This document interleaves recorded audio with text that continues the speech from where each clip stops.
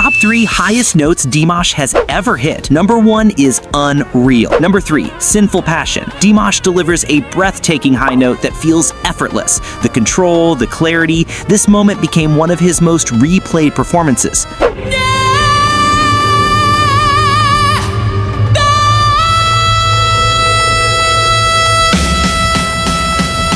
Number 2, the D8 note live. During a live performance, Dimash shocked everyone by hitting a D8. Yes, D8, a note most singers can't even dream of reaching.